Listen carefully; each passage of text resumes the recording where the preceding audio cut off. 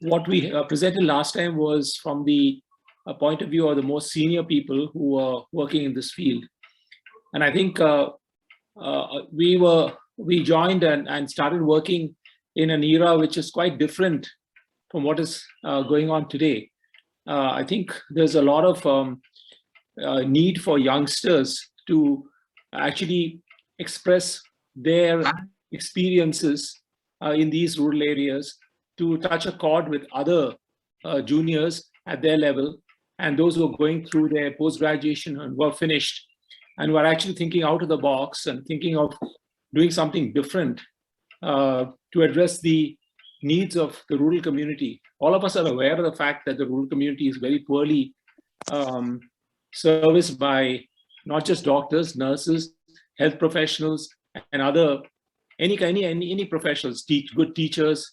So at every level, the rural people have been left behind, and one can see that the contrast between the development of the urban areas and the rural areas is quite stark. I'm not saying that the urban areas don't have their pockets of need. The slums in the urban areas definitely require help, but a large chunk of the country where a huge section of the population live really are in need, and this need needs to be expressed so that the youngsters are aware of the problem. They're aware that there are opportunities for great change to be made. We all know the 80-20 law, where Sangeeta was talking. So much change took place in the initial period just with the intervention of the tribal or the local communities, women in improving health. So 80% of what is going on in our country can easily be addressed by a dedicated group of people. And with the presence of a doctor, that can really be achieved. For example, in our hospital, our referral rate is less than 10%. So more than 80% of the problems of rural areas can be addressed, provided we are open to learning all the time. But very often, as we finish our post-graduation, we feel inadequate, we feel insecure, we feel that we should not enter areas where we have not been trained. But remember, as an MBBS doctor, one is an all-rounder. And one goes to an area where there is no one. For example, in our area, we never had an anesthetist for so many years. Almost 25 years, we didn't have an anesthetist. In these two taluks, the population of 250,000 people, there's no anesthetist. You can imagine the kind of situation we have when we have emergencies. So we had to give spinal anesthesia, we had to give general anesthesia. So we had to train ourselves because there was nobody else. And one had to save lives for emergency, trauma, abdominal injuries, cesarean sections, and so on, where you had to intervene, otherwise the mother or the child would die. So there are situations where one has to train oneself. And here is a great opportunity, a tremendous opportunity in front of us to be very good in many fields. We need to understand that a lot of this of medicine can easily be understood and practiced, provided one is open, one wants to learn, one is vigorous, vital, energetic, and always keen on expanding one's horizon. Remember, if we don't go out of our comfort zone, we're never going to change anything that's around us. The greatest problem today is conformity, to conform to what everybody else is doing, to conform to what our training in medical colleges leads us to, which is post-graduation and super specialization, and all resulting in tertiary care hospitals sucking up all the youngsters. We need to move out of this frame. We need to think out of the situation where we see the needs that are around us. I think that's the single most important thing. Unless we go outside and see the needs of people, see how they have to suffer, how they have to go long distances to get even some kind of care. Many are not able to do this because of their poverty, because of their lack of knowledge, their lack of comfort. To go out to a bigger city, to go to a bigger area, requires a lot of courage to move into areas where there is a whole lot of people in a big tertiary care hospital, like Arvind had been doing, just guiding people from the villages through a tertiary care hospital. It's a job by itself. They are totally lost in that kind of scenario. So what our country needs are a tremendous number of secondary care hospitals, a tremendous number of primary care centers, which are offering very good service. Remember, low cost does not mean poor care. It does not mean that with low cost, one has to give second-rate care. No, definitely not. You can give excellent care with the facilities that are appropriate. It's appropriate to our public. You don't have people who have a lot of money to spend on healthcare. So one treats them appropriately. And that's very, very important.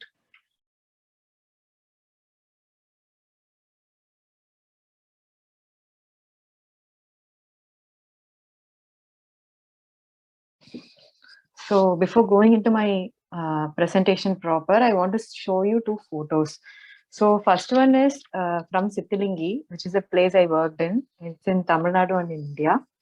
And this picture shows all the health auxiliaries who the founders, our founders, Dr. Redita and Dr. Reggie, worked with for the community health. So the essence of this picture is all these women, so-called illiterate women who never had any formal education, they worked with the doctors and they brought down the infant mortality of the community from 150 per thousand to 60 per thousand by basic community health services, like, local survey, basic nutrition, basic hygiene, and, working with the community. And these women are the representatives of the community. And the next picture I would like to show is from Jharkhand. This is a maternity center in Jharkhand. Again, the nurses are from the community itself and they are trained by a sociologist. So this place is not run by a doctor till now. And they run a health center where they have more than 1,000 deliveries a year. So achievements of these women, that can be a separate topic altogether. But my emphasis is on why there are no doctors in the picture. So with this question in mind, I want to proceed to my presentation. So my story, like I ended up in Government Medical College from Tamil Nadu. And the first 4 years, obviously, it went in, like going around and not focused on studying. But then in internship, it really bothered me about, what is medicine and why am I even here? And at that point, the compartmentalization of medicine really bothered me. And how, in medical college, we were more bothered about treating the organs and not to help as a patient as a whole. And I had this huge question of what it means to be a doctor. And I felt really inadequate. Like my friends were all preparing for exams, but, I was quite lost. And everyone told me to, go ahead and prepare for PG exams. This was in 2015.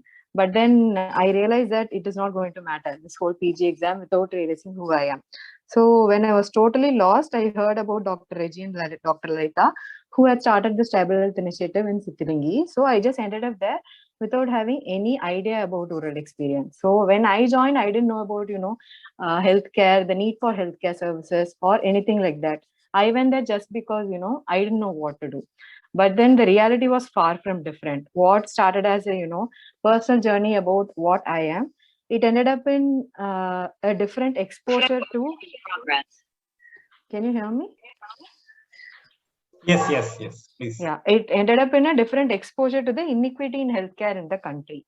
And the whole experience was very profound. And I came to know about the reality of the, whatever poverty or whatever problems the underprivileged of this country is facing.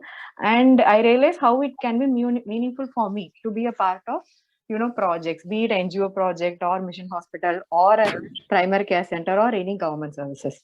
So my journey started here.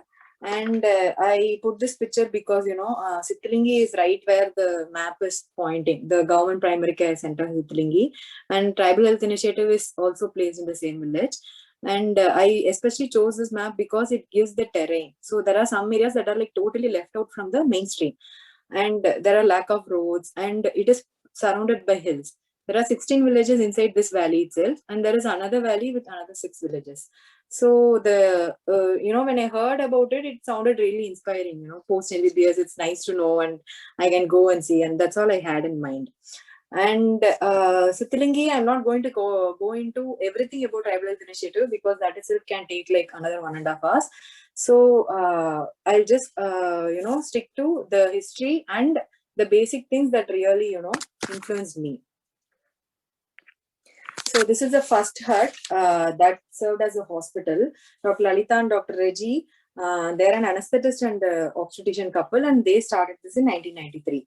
So the beginning itself is inspiring in a way that this hut was also built by all the villages coming together. So it was not just from any funding agency, or it was not like a capital investment. It was more like doctors and the community working together for their own betterment of health. So that lesson itself, when I heard the history, that was very profound. And this is an area with 95 to 98% tribal population. That is also quite different from how I grew up and what people I saw in my college. So I thought, okay, I'll try how it is. And Tribal Health Initiative, this is the picture taken now. This is just the hospital team, and the picture kind of sums up what the hospital is about. So it is very less hierarchy, and there's a lot of community participation. For example, in this picture, except the doctors, who you can't make out who the doctor is really, but except the doctors, everyone else is from the part of the community. And it taught me that you can work with very less hierarchy. Being a doctor is not just about a person who is sitting in the topmost chair of the hospital. It is about working with people. And it gave like very small lessons, like calling a patient by name and not by there's a diabetic case or a hypertensive case. That itself was so meaningful at the end of the day. And respecting each other and working for the community. These are things that I never thought about in medical school, because that is something that is beyond how biomedical medicine is practiced in colleges.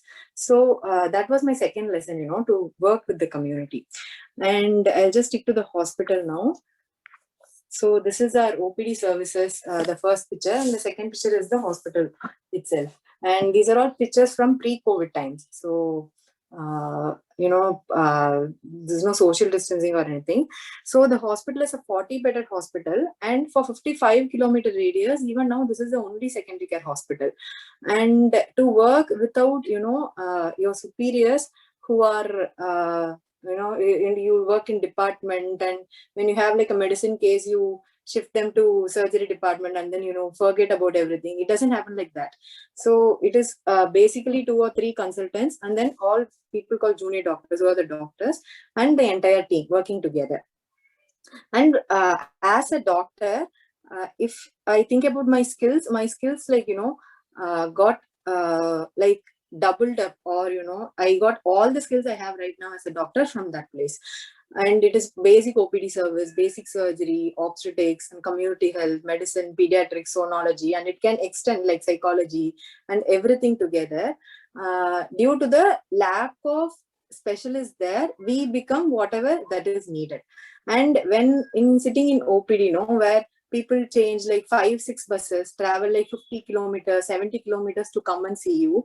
And sometimes the mothers will bring their children, like 1-year-old, 2-year-old, and we tell them, no, I'm not a pediatrician, and they are okay with it. They are like, it's okay, you treat, that is enough for us. So that gives one sort of a social responsibility, where you see medicine beyond your compartmentalization, which I saw in the medical colleges. So that was like the third lesson, where you being a doctor is not just about your specialty, or being a doctor is not just about the organ system. But does rural experience stop only with clinical knowledge? And that is a big no. And rural areas, when we practice as doctors, when we work as doctors, is what we realize medicine is just a part of health. And health is much more about, community, working with the community and working with the social determinants of health. Finally, how much ever advanced hospital you have, or tertiary, quaternary care you provide, if the people, go home and don't have enough food to eat, and if they don't have roads to access other services, if they don't have, money for economic security, nothing helps. And if your bill is like 2-3 lakhs, and you're working in a tribal hospital, and which is like, remote, like how remote as we saw in the map, obviously people don't have money. So the medicine essentially in a rural hospital is about catering to the needs of the community. And that's the biggest lesson. And that's a lesson that I think I'll carry forward all through my life, whichever community I work with. So this is about the multitasking that we do. And regarding community, so As a medical student, I was always taught about you ask the history, you come to differential diagnosis, you investigate, you make a diagnosis, and you treat. So essentially, everything is about the biomedical concept of medicine. Here, you go work in a rural area, tribal area, and you realize it is not just, sickle cell anemia is about glutamate replaced by valine. It is about how to bring blood for an anemia child who is like 4-year-old and your blood bank is 60 kilometers away. And, that is little hard only soon after medicine, but then that is the reality. So, because health is not about just the medicines, right? Health is more about the problems of the inequity and how you address it. And you see a type 1 diabetic child who is like 8th or 9th standard, who is in 8th or 9th standard, who was thrown out of school when he was, 5 years old when he was diagnosed with diabetes. And what you do, and when you feel helpless about the medicine and treatment, then you realize the bigger, image of health, where it is all about people working together and people realizing what their needs are, and you as a doctor, whether you can help or not. So this was one of the cervical cancer screening meetings we had, and this is like women of the village, and we asked them how it can be done. So that is also another lesson, no? Instead of going and giving them the treatment, you can ask them what actually bothers you and how does it help? How can I help? And this brings a bigger question, another question, where is it needed to be does a doctor need to do this? Is it needed for me to go to the community and talk about, health and, all those things? And at first it was a question for me as well. Like, I did MBBS and I didn't imagine myself, sitting with people and talking about community solution. But then I realized, yes, it is my responsibility also, because I have the kind of biggest power in medicine, like being a doctor. So since health is all about determinants of health, education, livelihood, food security, everything, as a doctor, I do have the social responsibility to address certain needs that is beyond the hospital. And is it all about people? Is it just about satisfying their needs? That is also no, because it is also about me. When I sit down with the community and try to learn from them, and I try to bring the solutions that I never thought about in medical college, it gives a lot of personal satisfaction as well. And so at that level, yeah, it matters to think about health and not just about medicine, and thinks about my passion as being a doctor and trying to specialize and become the good clinician. Yeah, it is all very good to do, but the reality is far from that. There are people suffering without basic health services, and when that reality strikes you when you are a 23-year-old or 24-year-old just out of medical school, I think your whole idea about what medicine is totally changes. Can you hear me? Yes, very much. Yeah, please. Yeah. So these are just few things that I want to add about Tribal Health Initiative, because as we talked about social determinants of health, they work with livelihood of the local artisan community. So they have a craft initiative, they have a farming initiative, and they have a school that teaches the tribal children. And when everything comes together, it is more like a hub of knowledge and ideas for a better life. So the discussions and the passive imbibing of what it means to work together, what it means to be sustainable, what it means to help people, and what it means to be satisfied about that. When all these come together, it definitely makes a difference. It is not just about a 9-to-5 job and then you go to home and you forget about it. It is about a real life experience, right? So that definitely changes your perception itself of what you want to lead to. So these are the main takeaway points I had, or the biggest learnings I have. So being a doctor is not just about me. It means a lot to me. And it is also means a lot to the rural or underprivileged community. So it is definitely a win-win situation for both. And how much ever I talk about, okay, I went there because, I didn't know what to do. It is not just about me, right? As we told, there are a lot of bigger issues. And I don't think people will actually believe that places like Sittilingi and places like Gudlur, which Dr. Roshan is going to talk about, and places like, Chhattisgarh, there are so many remote places which has no access, which I think Dr. Priyadesh will cover. Those things, I think only if we go and see, we'll actually understand what it is. So there is a huge need. And I have seen patients who have been referred for 200, 220 kilometers, to just have a cesarean section. And there was one mother who came in when I was in Orissa, and she had a hand prolapse the previous day afternoon 12 o'clock. She was a term mother. We operated on her next day morning because she could reach a center who can do a cesarean section after like 16 hours. So the need is very well there. And if we don't understand or if we don't believe that there is no need, I think we are just, being ignorant, seeing only the tertiary care system of healthcare. And it does bring a lot of satisfaction, as I already told. I don't think I have to tell it again. It gives a lot of satisfaction to work with the community and work for the community. And as I already said, these are areas which are not talked about at all. When we talk about, a medical graduate after PG, it's all about whether you live in Chennai or Bangalore or, any other city, which in reality has been saturated with doctors. I have seen like my own friends who is, struggling for a job in Bangalore, in Chennai. But there are places that, is open to accept any doctor who come. I have like heard people when they say, no, we don't want a specialist, MBBS is enough. And when somebody else tells that, then you realize, okay, it is not about, you chasing for specialty alone. Health is much more beyond that. And people do think that when we say about we worked in rural areas, like, we don't have money or we volunteer or we don't save up, we end up like, free service, nothing like that. You are paid. In fact, the way you are paid, you can save much more than if you are working in Bangalore or Delhi, because the expenses are very less. And you can't, spend your money so much in a rural area. So you can save up very well for your PG preparation or anything for you that's needed in life. So the holistic understanding is that being a doctor is not about our passion alone, but it is also about the social responsibility in the profession. And that I think is very significant. So Arvind asked me, will you advise this as an experience for every medical student? And I don't think I can advise, because this is something of a personal choice for everyone, but it is a very good life experience that is totally worth it. It will change your way of what you think about yourself, what you think about your country, health, medicine, everything. And there is another question when it comes like, when do you do this? Do you do post PG or specialty or super specialty or your MPH, or when?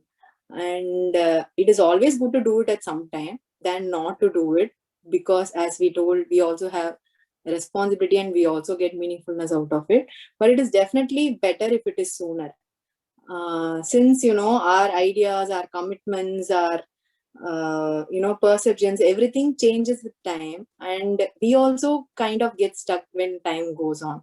So it's definitely sooner it is better. And I do believe that, young minds can easily adapt, can easily change their lives when they are like 25-year-old than when they are like, 40, 45 years old. But it is definitely better if it is sooner. And when I talk about all this, then is it not like then people ask like, was it easy to go? And it was not easy to go. Honestly, my parents didn't agree. And when I was about to join Tribal Health Initiative in 2015, except for the founder, Dr. Lalita, they had never had any female junior doctor. And they had junior doctors before, but nobody was a female. So my family was very, very reluctant. What are you saying? My mom was asking like, were there any tigers, and will they come inside the hospital, and how wild is it? And I had to fight, and after a point I said, I'm just going. So finally what happened was my parents came with me and they stayed with me for a few months. And after a point, they realized that it is a very good place and I am happy about it. So they left. Now they are actually more happier than myself about my rural experience. And so peer pressure is not that, difficult to handle. And the next question comes, the biggest issue all of us have. What about post-graduation? And my other friends here who is going to speak, Dr. Royson and Dr. Priyadesh, they have finished their post-graduation, but my story is a little different. And I do want to share that because 2.5 years back, I quit from Sithilingi after my 3 years of experience. And I thought I was ready for post-graduation. And when I started preparing, I realized, no, I'm not able to do this. I felt like something was inadequate. So I stopped preparing and I felt lost again because I felt specialty is not the answer to the rural health issues.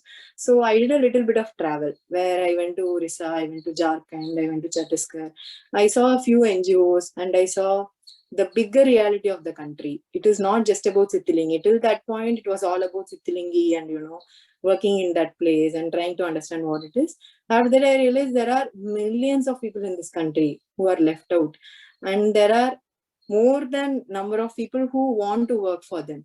So that was like a very wide eye-opening experience in my life next to Sithilingi. So then after that, I joined to work in Sithilingi again during COVID times. I worked there for 1.5 years. Now, like 2-3 months back, I quit. So finally, I realized that, I want to do PG. And I'm from 2009 batch. So it has been like 6.5, it'll be like 7 years in March since I finished MBBS. And many of my friends have actually finished super specialty. So my friends ask me like, why are you doing this late? And my answer is like, how does it matter? And not everything has to be about, stocking certificates as soon as possible in life. So I am quite happy to be here. And PG race is there. I am not saying it is not there, but it can wait. At some points in life, I think we have to be harsh and take some harsh decisions. So following this, there'll be only few pictures. And it does seem like, I'm totally out of the context and why am I doing this? I am not alone. If I think I'm alone, no, I am not alone. There are many people in this country who are doing this work, and the next few pictures are going to be only that. There is a community called Medico Friend Circle, which is meeting every year for the past 40 years, except for the year that COVID happened. And there are like so many people in so many different areas, be it any state you take, Uttarakhand or Assam or Madhya Pradesh or whatever you can think of. And they all come together and they do talk about it. And when they all talk about it and you realize, okay, it is not me alone. Like I am not, be thrown out of the track.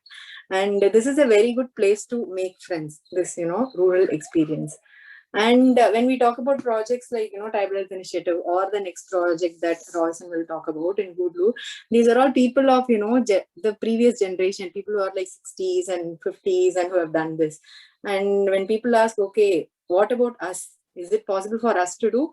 And I would like, I'm very proud to say that people are our generation are also doing projects like this. So this is Dr. Priyadash, who is also part of the presentation, and he is running a program for the students, and he has named it Go to People Movement. To this is not only for doctors, for people who want to know more about the country, to be more empathetic, to work for the betterment of the community. And there are people who are doing this. And this is Dr. Nilesh. He's a psychiatrist in Assam, and he runs a community psychiatry program. And the picture in the black and white, and that is a program that he worked with refugees. And he is a role model for many of us. He now runs a telemedicine psychiatry program for many states in the Northeast. So there are people like us, and like we won't be, left alone if we start working in a rural area. And this is a rural sensitization program where medical students come to, places in Tamil Nadu, Sithilingi and Gudlu to understand more about rural health. And the mere, presence of so many people of our generation in the pictures definitely gives a reassurance that, we are not alone. And this is kind of, to lighten the conversation. Somebody told us, are you guys talking only about community health all the time? Are you guys working all the time and, don't have a life of your own? It is definitely not true. We do have our own way of life and we do enjoy it. We don't have restaurants to go in a rural area, but, this is like a walkable distance from our hospital, and we can cook food, take it and go there and eat together. And that is a very good experience, no? And then when people ask, what do you do when you don't have like theaters? and we find our own way of recreation. That's all. And then when people ask, isn't it boring? Rural areas are boring, no? Like that's how we imagine it to be, but it is not. Luckily, it is not. This is like a walkable distance from a hospital, and I'm pretty sure any rural area you go to, there are like, you know, very, very different experiences to trek and to go to a waterfall and to have fun. It is equally fun. It is not just about talking about the inequity in healthcare alone and don't have a life of your own. It is both. So there are some negatives as well. There's a lot of workload, and you know, it is not easy to prepare for exams if you work in a rural area. And yeah, sometimes you do get burnt out, but it is a very personal thing, no? And we can always learn to have a coping mechanism rather than, you know, not doing it at all. When people say there's a lot of workload, that's why I don't go to rural areas. And I say, like, that is the reason. You're not going to rural area, and that's why there's a lot of workload.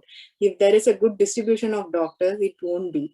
So I think we should see beyond that and see how people are struggling for basic needs of the country and understand the politics of health and come to the biggest understanding of medicine is not only about passion alone, it is also about health, the health of the country.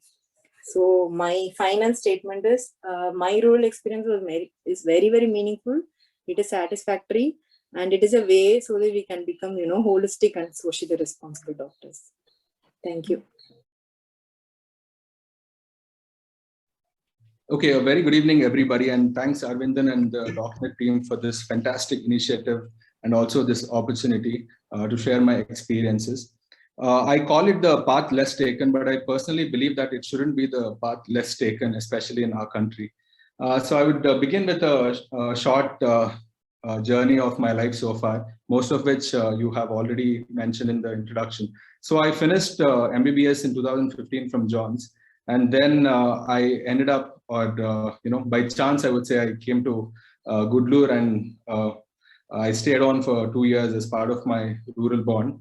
Following which I finished my surgery in CMC Vellore, and then I'm back again to Gudlur, what my parents and my friends call it, my second home right now.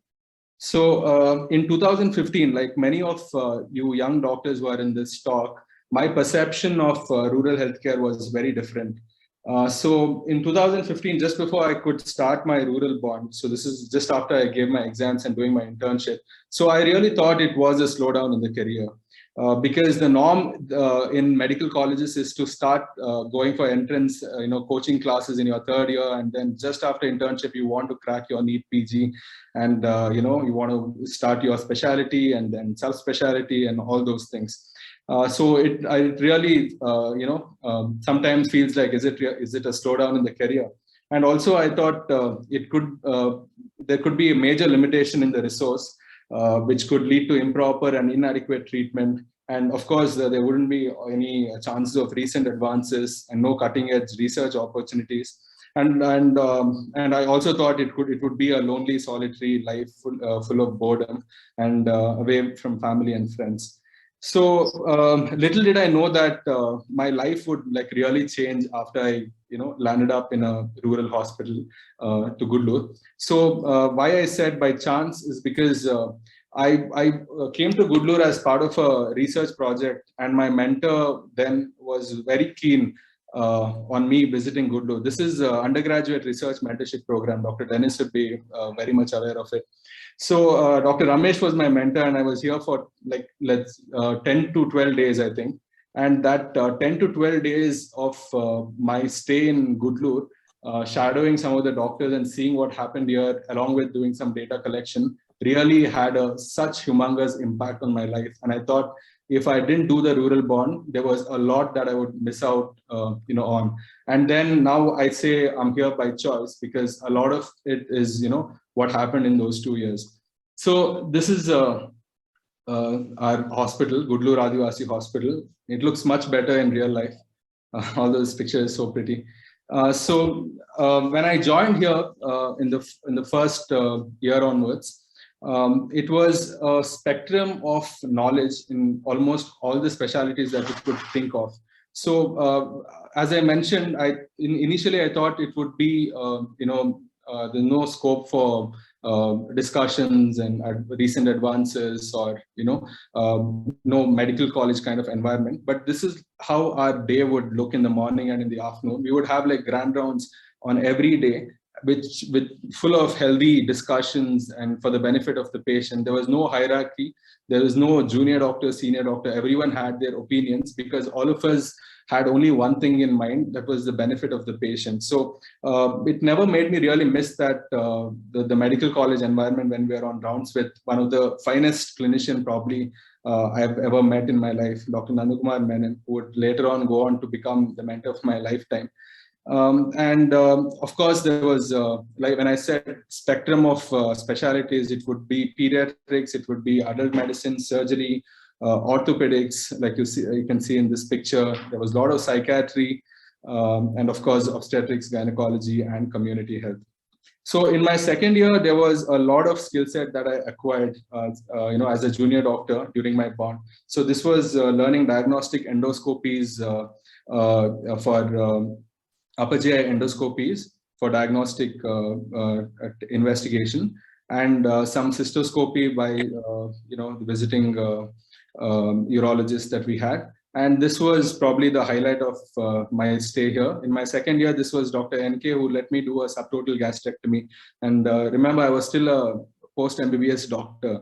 So, it goes on to say a lot about the kind of experience that you could have in a rural healthcare setup, in a secondary level healthcare setup, which could kind of make a strong impact in your future to come. So there were no surprises that after having such immense experience during my 2 years, I went on to do surgery. I had some of my reasons why I chose surgery.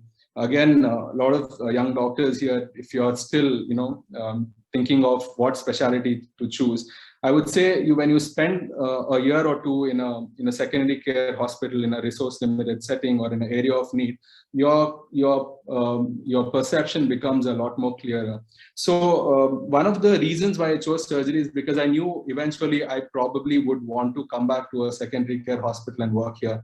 And like NK was mentioning in the beginning today, a lot of our MBBS knowledge is sufficient to treat most medical conditions, pediatric conditions, and dermatology, psychiatry, etc. But as a surgeon, I thought it would make me a little more productive in a secondary care or a rural resource limited setting, because with my MBBS knowledge, I'd be able to see general patients, etc. And also with my surgical skills, I'll be able to offer surgical care, which I thought was a good idea and which led me into surgery. And of course, when you have a mentor like NK, you imbibe a lot, and then you would want to kind of become, what your role model is.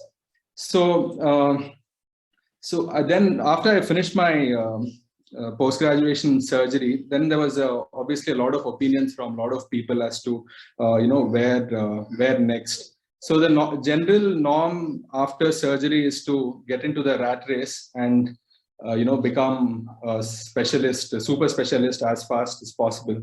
But I really thought, just like how after MBBS, my perception became a lot more clearer about after working here, I thought I really needed to, take a step and look around what really is the need. Definitely, I wouldn't say you shouldn't do a super specialty, but I think you shouldn't get into the rat race immediately. You should definitely take a breather. Breather, when I say it, doesn't mean, I'm not doing any work here. I'm doing a lot more than what I would do in a tertiary care center or as a super specialist, specialist. And some of the other reasons were, it was height of the pandemic. So when all my batchmates were either sitting in their offices, surgery offices, or doing COVID duties, I was a lot more productive here and in offering some surgical care, which was like a win-win situation because I got some exposure and experience, and also the patients who sought care had some benefit with surgical care. And another thing that always struck me was in a rural healthcare setup, in a secondary level healthcare setup, you always have a chance to be an all-rounder. There is lots and lots of scope to learn new things. So you're not limited to your specialty group of, let's just say, hepatobiliary surgery or a colorectal surgery or a upper head and neck surgery. Here you are a pediatric surgeon one day, next day you do some orthopedic procedure, or next day you do something else. So you really have a chance to become an all-rounder, and of course to make a difference and to have a good life. So I would like to emphasize that I think in today's world, when you talk about rural healthcare and working in a resource-limited setting, it's not really about sacrifice. I really don't agree that there's a lot of sacrifice that you have to make. In fact, I don't remember or recall even one day when I thought, okay, I'm making a lot of sacrifice staying here. It really is a very good life. So for the practical aspects on choosing a rural healthcare setup as a junior doctor. So remember that 1 to 2 years is definitely not a slowdown in your career. In fact, it really broadens your horizon as to what really you want to do. And the confidence and competence that you gain during those years is going to stay throughout your life. Even during your residency, you're going to be lot more calm in handling other comorbidities or other problems, because you've seen most of it. And you have, be it emergencies or be it, outpatients and all that, you have had that prior experience of seeing a lot of patients, 100 patients in your OPD, managing them, and and then come back to do your on-call, etc. And another very important thing is also that it's helpful in choosing the specialty that you would really want. What may once have been your, specialty of choice may not really seem so interesting when you kind of have this first-hand experience in working in hospitals like ours. Sometimes you may realize that after you choose that specialties, that's not the life that you wanted. So it's very good to take that 1 to 2 years, especially. I'm not saying restrict yourself to 1 year, 2 year.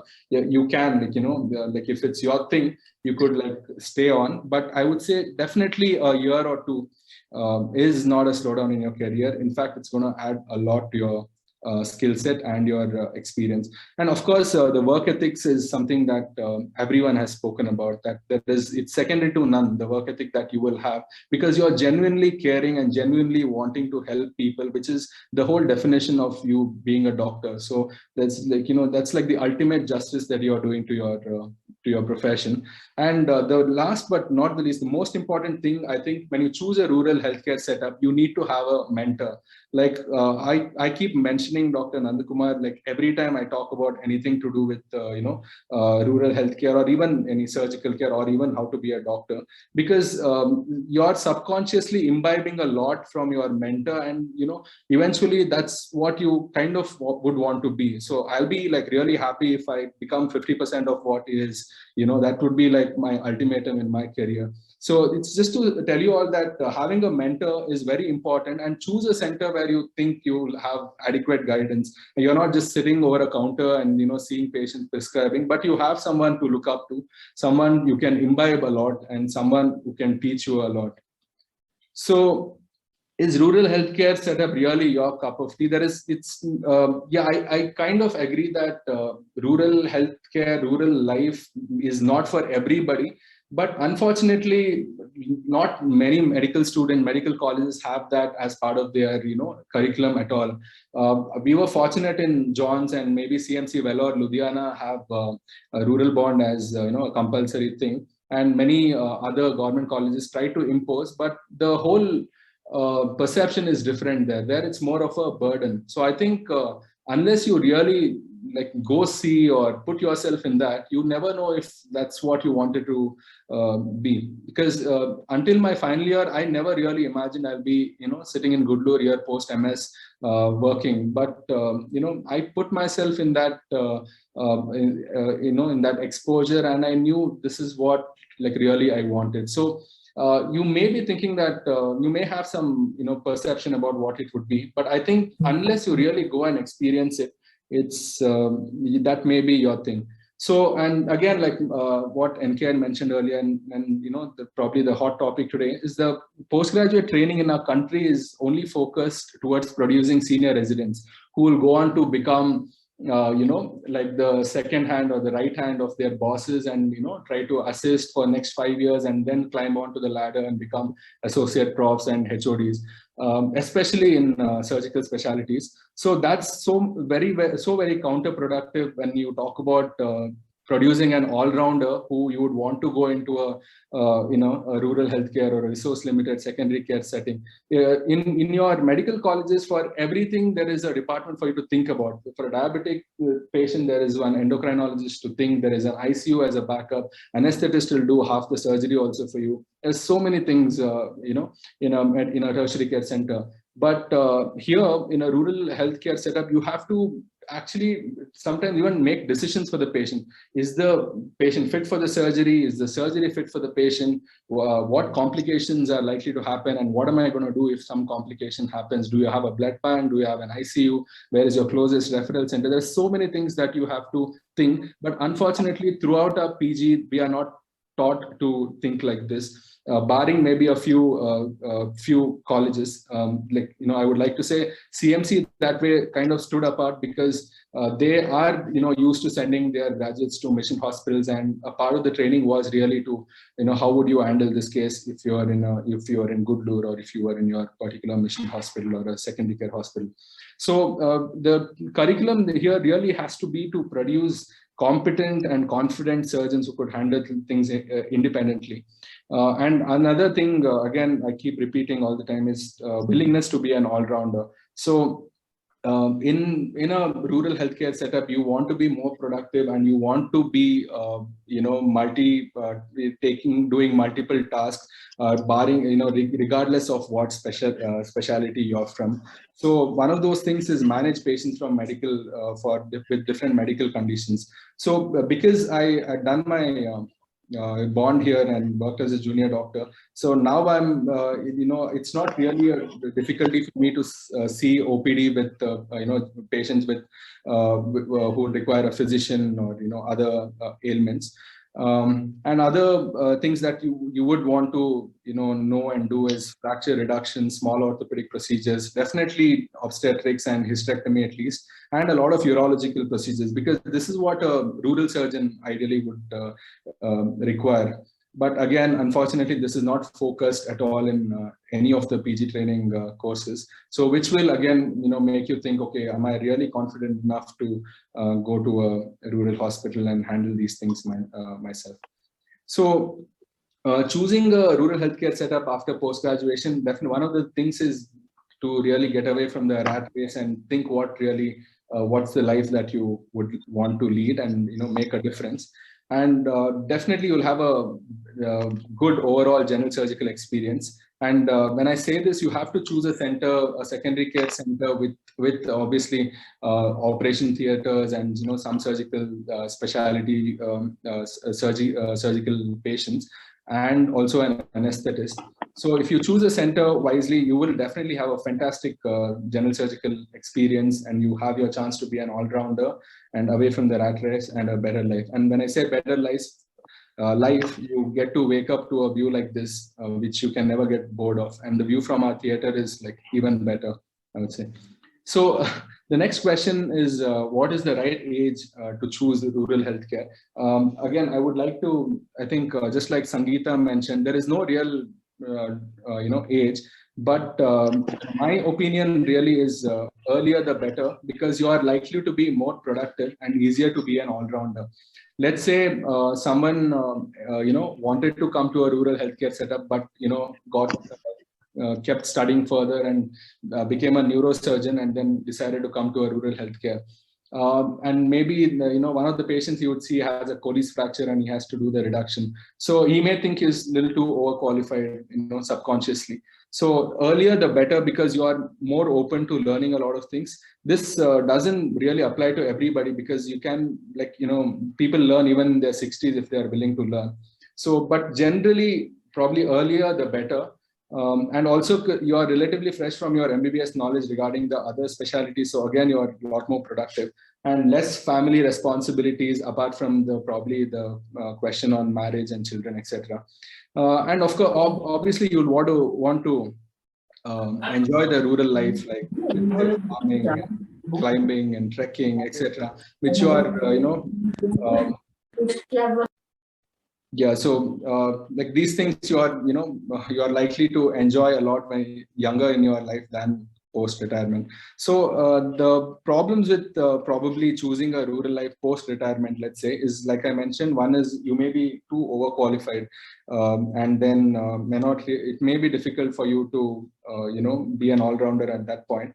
And when you're in that particular age, probably the most important or the most crucial thing you're worried about is your own health and health related emergencies in you and your family. So I would say you're better off probably a tertiary care center at that point, because you easier access to healthcare and you have all your friends and departments around. And also rural life may not be the easiest. This is just my opinion, but like my overall take on this slide should be there is no real right age. Anytime you want to offer your services, good. But I would prefer earlier in the career, maybe, go do your further specialization or fellowships, etc., come back and again, things like that. So why early in the career? Because although I'm working as a surgeon here, it wouldn't stop me from going for a malnutrition screening or a tuberculosis screening on a Sunday morning with the health team. And here you can see COVID screening happening. So you're likely to do this earlier on in the career, take on more responsibilities. And more importantly, you're a lot more productive to that organization that you're working for when you take on more roles. So I would want to emphasize that choosing the right rural healthcare setup is like probably the most important factor in how your outlook of rural healthcare is going to be. Because I have some of my friends who had such bad experiences in their bond centers that they just decided they'll never want to go back to a rural hospital again. They are happy in their medical colleges. So I think the reason there is because you need to really choose the hospital correctly. So this website would probably help you all in choosing which hospital you want to, if you want to volunteer 6 months, 1 year, whatever. It's called ruralhospitalnetwork.org. Unfortunately, this wasn't there when when we were trying to look into the rural area. This thing, it's a relatively new thing, but it is a good guide for you all to start from. So R will be a small letter here, ruralhospitalnetwork.org. So to answer, is rural life a sacrifice or a blessing? So sacrifice, definitely no, not one day did I think it was a sacrifice. In fact, I've had the best time of my life. I've enjoyed like a lot throughout my bond and even now. In the words of one of the anesthetists who used to come here during my bond, for him the question was really simple. It was, do you want to be a small person in a big place or a big person in a small place? So that there's a lot of, in this statement kind of tells you a lot about your take on rural life.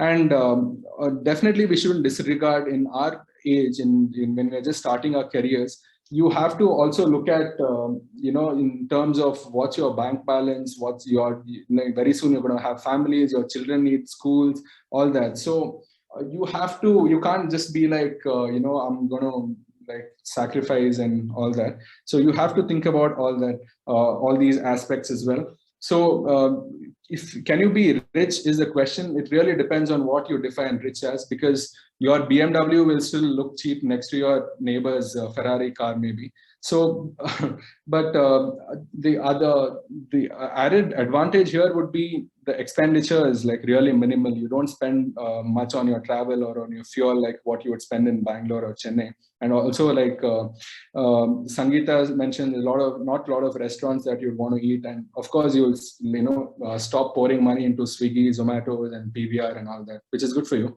And next to that would also be the healthier lifestyle that you have. You breathe fresh air and drink fresh water and all that. So another model that some people would think as to make a little more money in rural area is maybe treat more number of patients for a lesser cost. And if you're willing to work harder, maybe you can choose to work in 2 or 3 different places, depending on what your specialty is. So that's again one of the models, but you have to choose what works best for you. So can you be happy in a rural life? Definitely. There's no absolutely no doubt about that.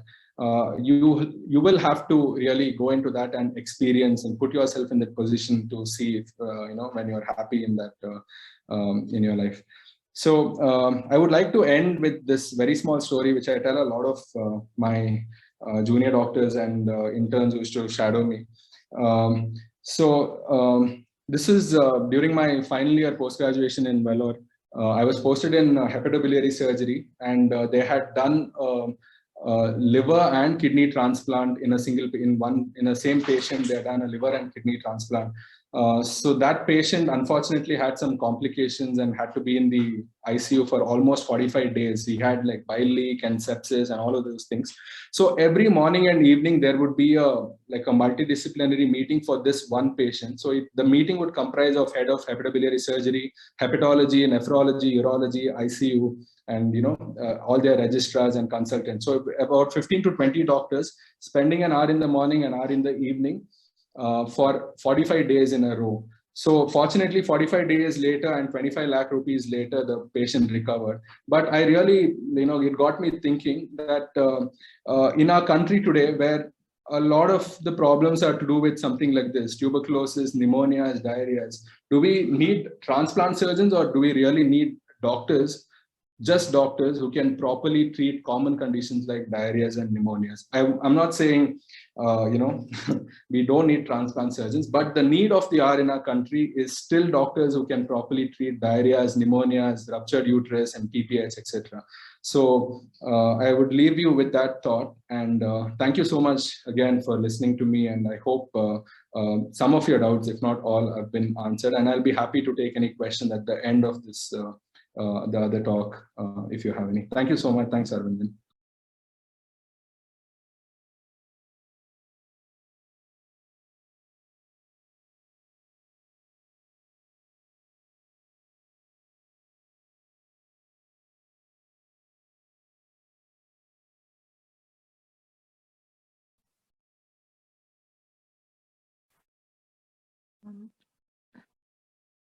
We can't hear you. Arvind, you're on mute, Arvind. Okay, sorry about that. So yeah, thank you, Dr. Royson. So it's actually very inspiring to see youngsters like you taking the path less traveled, and you're in that process, you're contented as well as making positive changes in the society. And also you've made a lot of fantastic points, and the practicalities of working in rural setup, it couldn't have been said better manner. It's very well organized thoughts and also very well articulated. Thank you so much. I also forgot to mention that in a rural area, you meet fantastic people like you guys, .NET people, who are going out of your way to help the less fortunate, which I wouldn't probably, see in a medical college setting. So again, in Gudlur itself, like the kind of people that I've met is like, they have so much, wealth of knowledge and experience in them, and they're like such good people that you meet, in places like this. Thanks once again. Thanks a lot, Royson. Good luck to you.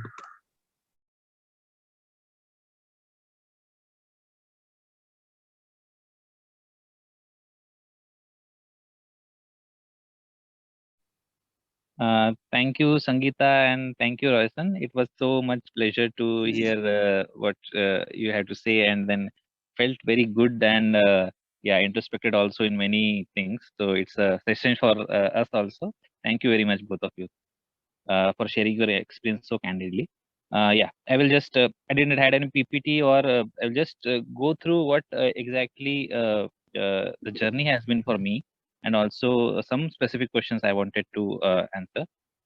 Most of the things are covered by both Sangeeta and Royson. So I started my, I'm from a small town, started my MBBS in 2003, completed in 2009. But that since beginning, I wanted to do something for the society or something different, not in a mainstream. So wanted to volunteer in various disasters or go to some camps where we can actually do some health related work in different part of tribal and rural India. So got my opportunities in Maharashtra in different initiatives where we could actually work for the tribal population during college age only. And then after there was a flood in Kosi in 2008, and then I just volunteered and then went there.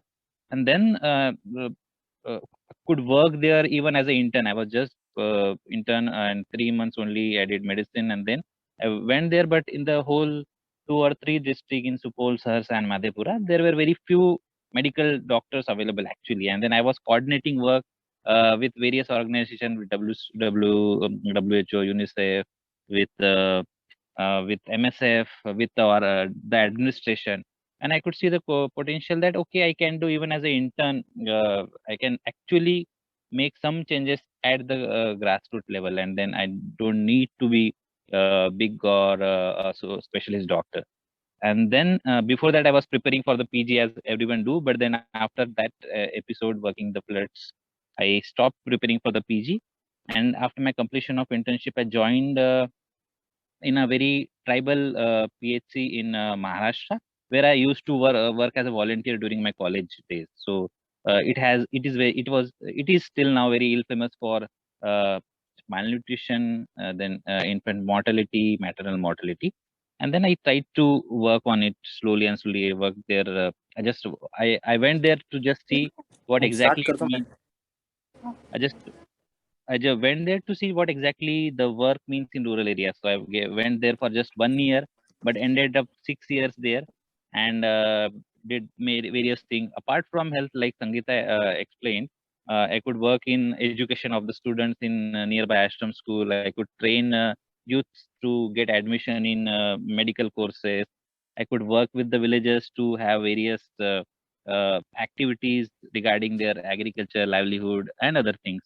So those were very, very productive years, and I felt a lot more, what do you say, at home in such situations rather than living in a concrete jungle. I think I found more peace in actual rural scenarios, and it is true that yes, to be a tiny piece in a big city or to be a big person in a tiny place. So I think that's the choice everybody has to make. And yes, it really helped me a lot during those times. Those 6 years in between, the Kedarnath disaster happened in 2013, and I went to that again, helping there, and started some initiatives, different initiatives for education for youth, which we because of the friends we had, a friend circle we had, we could build properly. Then went to Orissa for 1 year, and then thought that okay, now I reached a plateau where I couldn't add more to the community. Like whatever वो remove whatever किया था, resources थोड़ा I had, bigger tissues है. whatever knowledge I had, whatever information I had, or whatever clinical skill I had in the internship, I could help the clinical part of my PhD. But it was not going beyond that. I couldn't decrease the actual child death, or couldn't decrease the actual infant mortality. They were still going on. So I thought of understanding the community processes, and then trying to work along not only with the clinical skills but also with the community skills. So that's why I choose the community medicine and did my community medicine from MJMS Sevagram. And after that, I went to Chhattisgarh, worked in Shahid Hospital, which is uh, which is like Sitlingi and Gudlur. It is in Chhattisgarh, and it also caters uh, people from around maybe 4 or 5 districts, and it is so there also again, it was not only with the community medicine part. I was half of the time I'm a clinician working with children doing cesareans, also helping in surgeries and seeing all the patients, and the other half of the time I was a community specialist going to villages, talking with them, understanding their issues, have developing community clinics, and then making them responsible, helping them get responsible for their own health and caring for it. So that is a journey till now. And in between, last 2 years back, then we friends decided that we want to work for the youth who want to do who are socially sensitive and want to work for the society. So there is very few platforms available in India for such people. Like in Maharashtra, there are many youth platforms available where I was introduced to such kind of work in my college days only. But out of Maharashtra, very few platforms are available as such. So then we decided that we'll try working to give this platform to youth in their early career or early, like in for graduation age, and then let them know what exactly India is, what are the issues, what are their strengths, and how they can involve themselves in the issues of in solving the issues of this beautiful country. So that is the life journey, and yeah. So there was again a narration that why exactly then how this thought process evolved, because for me the process is what is actually it matters. Like when I was in college years or in internship, I was what the thought process I am having now right now was not there at that time. So the reason to join as a medical officer in a tribal PhD and finish my bond. And at that time, nobody used to do that bond. I was, I think, only person who did my bond. So it was the main intention was to know how exactly work happens in the rural area, because in the college going age only, I could see the inequalities. I could see that there is no health service present in the tribal and rural setup. So I have seen through NGO point of view. Now I wanted to go to system and try to work out how a system can solve these problems. And I was also fascinated with people who were giving their 5 years, 10 years, 15 years, 20 years for the community. So I wanted to know whether can I just give my 1 year or 2 year for the community and see what happens, and can I change the system, and can I help the people through the system. So that was the main reason to join. But slowly that thought evolved. So after 1 year, I continued. After 2 year, I again continued, and I continued till 6 years in that same PhD. And so that was the evolution of thought process, because then I started enjoying the atmosphere there. Then I started to appreciate the culture there. I tried to learn from the people there, and then I could know that okay, just being there, present in a tribal PhD, I can save many lives. And all the patient used to come to me because ours was a big PhD, and even from patient from Madhya Pradesh and Maharashtra and the nearby region used to come because I was available there. So just making me available in the PhD was a big game changer for the health of people there. So that was a big learning for me, and learned a lot of things because I never had been in a rural area. So learned a lot of rural things, farming, and then about because it was a tiger sanctuary. So about animals, about forest, and all those things. And then I had an ample of time for myself for developing my hobbies, because then after your PhD hours you don't have much work. So then you have to again have some mechanism to engage yourself. So that time the reading, writing, and many other things developed. And then I was very fortunate to uh, let that evolve in myself. So now after finishing the PhD work and 1 year in Orissa and again Chhattisgarh, I resigned in August 2001 last year. I was working in COVID ICU and all those things, and then saw a lot of that. So since August, I'm working with Sochara in training the village health workers for preparedness of third wave of COVID, because we always knew that the COVID third wave is going to come and it is going to hit us hard. So we were prepared. We were making efforts to prepare the village health workers in the state of Chhattisgarh, also in Manipur and Mizoram. But then it is not so much engaging work, and then I'm just working as a part-time person there.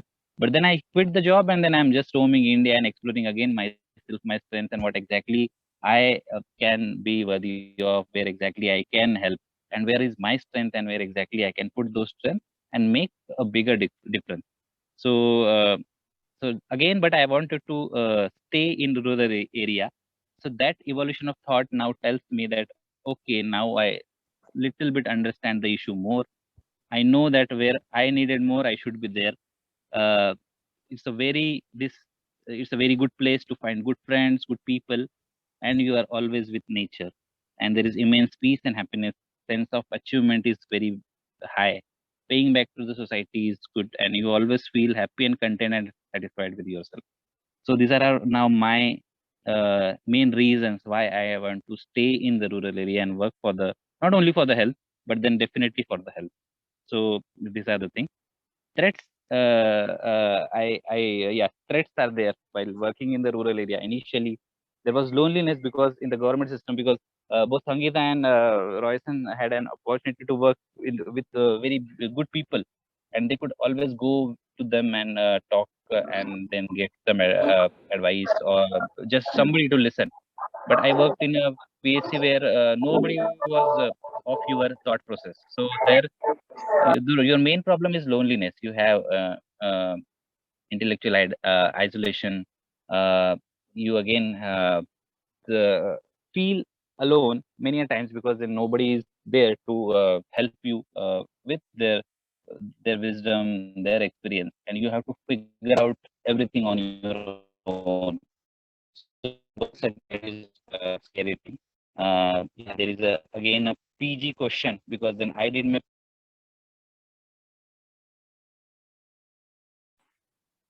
PG and I joined my PG in 2016. So it was a big gap. But then that gives me an idea that age is not a bar. Yeah, my juniors were my seniors in my PG curriculum. The juniors in my MBBS were my seniors in my PG curriculum. But that's not an issue.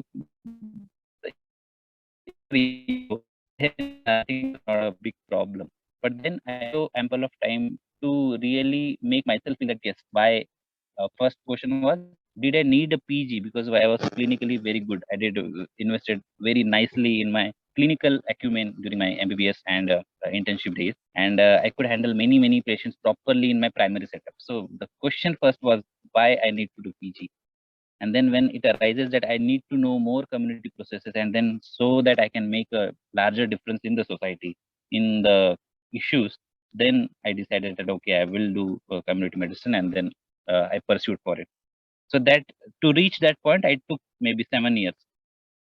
Yeah, the threats again are companionship. So yeah, if you want to marry and you don't get a girl who is ready to live with you in the rural area, that may be a problem. Or if you don't get boy, then that may be a problem. But you can always have a long distance relationship, or you can figure out a way. Yeah, the money part came, but yes, there are good hospitals uh, in the community which pays you well. So it's which pay you adequate. So I think money is not such an issue. Yeah, your friends might be earning a lot more, but then yes, you have to see where your peace and satisfaction lies. Guidance is a threat in such places, because if you are in such area where there is no proper guidance, or if you have some conflicts with your mentors, then there may be some problem. And yeah, you can always feel that okay, even if you do MBBS and then you are spending your time there, or if you do PG and you are spending some time in rural area, it may hamper your professional growth.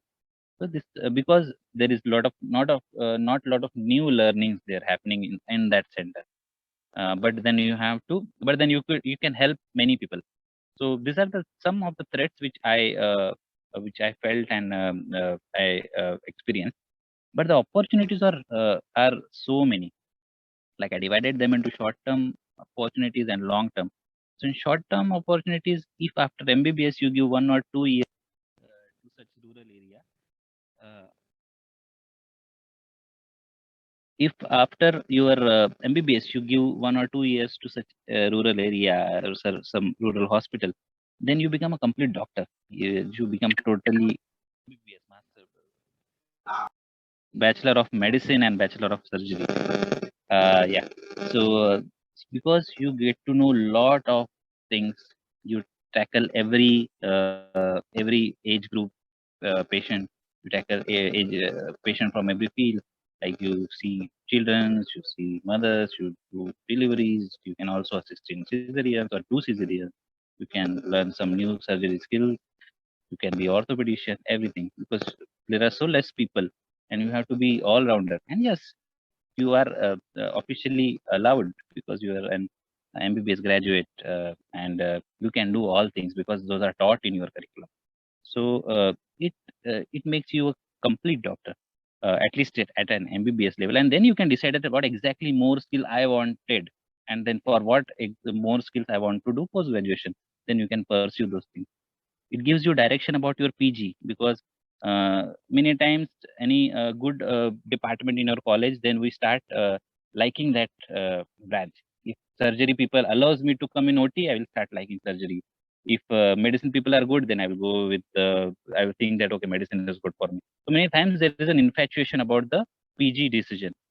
Unless and until you learn and you do practice those things and then understand that where your heart lies, you cannot make a good decision about PG. So working in such area actually helps you to finally be clear about which PG you want to take. It gives a lot of exposure, clinical exposure and social exposure. It gives you a lot of opportunities to meet bestest of minds in terms of clinical, in terms of social medicine, and you learn a lot of attitude of humanity, of compassion towards the patient, and you don't just see the patient. You want to understand the story behind them. Each patient comes with a story, and when you work in such area and you know from where these people are coming, it changes your whole attitude for your lifetime to actually try to listen to the story of the patient who are coming from far areas and trying to take health services from you. So I think it opens many new horizons. You get information about a lot of opportunities, and you know many good people, good mentors, good friends who are like you and who want to do something for the society while you are working in your daily life. So these are the short-term stints. The long-term stints are, yes, it gives a lot of sense of worthiness, peace of mind. It gives you immense happiness. Your family are very proud. Your whole family is actually very proud of yourself. That, oh, you're doing such a remarkable work, and then they always bless you. It gives you adequate recognition. It gives you adequate pay, and then it gives you chance to actually change the policies at a larger level. So this is what I found that, okay, what are the threats and opportunities, and how my thoughts evolved. It's still evolving, and yeah. So I'm still learning. I'm taking exposures. I'm going traveling all of India and then learning from different people. But this all freedom and this all what do you say, daring to leave job, not do anything, to just explore, I got because I took my decision maybe in my third year to go to such camps, to work in the PHC and follow my heart. So I never regret those decisions, and so last 15 years, I will think that, yeah, I was very happy and peaceful with whatever work I did, and I will continue to be happy because I am always going to choose this work for my life. So yes, yeah. So that's from my side. So thank you very much for those comments. Abhirami, Arvindan, and Vasundhara for organizing this webinar. I think it was excellent. I enjoyed listening to the three speakers. The honesty and their dedication comes through very clearly. It's so refreshing to hear youngsters talk about their experience. And I'm very happy that this webinar was held. And I hope Dr. Net Arvindan and Abhirami and Vasundhara and the others who are helping will continue this, because unless we are able to project what actually happens in rural areas, the need of the people and the tremendous opportunities that exist here, unless this message goes out far and wide. Our country is an enormous country with enormous needs. We need our youngsters to tug on their heartstrings, to get to their emotions, to understand, how badly people need their services. It's very important that these kind of webinars are broadcast on a regular basis. Thank you so much for taking the effort to get these youngsters, and I hope there'll be other youngsters in other programs talking about their work in the distant parts of our country. I hope those who are listening, there are quite a few participants, and I see that the number 55, so most of the people have stayed on, which is a great tribute to the speakers, that they've been were able to keep everyone entertained, and I hope they've learned quite a bit, and especially the ones who are sitting on the fence, the ones who are thinking of taking a plunge. Please do visit rural areas. Like Sangeeta said, you just have to go out a few hours from wherever you are, and you can offer your services. As at any level that you are, all you need to do is to look around, open your eyes, and see what's happening around you, and you can definitely be part of whatever is happening around you, and your presence there will actually increase the capacity of those institutions to perform. That's a tremendous thing, to increase the level. For example, our visiting volunteer doctors, we've had orthopedic surgeons like Dr. Saji, Dr. Binu, urologist Dr. Jnanaraj, Roberts, Shubha, Mayanek. These pediatric surgeons and these urologists, when they come, they just take the whole surgical level and the whole level of care to another level. And that's what we need. So the secondary hospitals then don't have to refer all their cases out to the cities. Many of these patients will never go there. So if care comes, as Anand was saying, that if we're able to get these rural areas to have the specialists come down and help the existing hospitals. As Royson said, the word camp is not a good word. We need to say that these are hospitals with good operating rooms, with good ancillary care, with people who can help. And the most important part is to be a teacher. All of us as doctors are also teachers at various levels, teachers to our juniors, teachers to our staff. So we're always teaching, and that's very important. So those sitting on the fence, please take a plunge. Thank you, and good night. Thank you so much, everyone. So it is really heartening to see like more than 100 people attend. So today afternoon, we had a brief call with all the speakers, and we were preparing for 10 people. So we discussed that even if 10 people come, we will record it anyway and then send it to all the people. And thank you. Extremely delighted to see all of you. And thank you once again for all the speakers and Dr. Nandakumar. And thank you so much.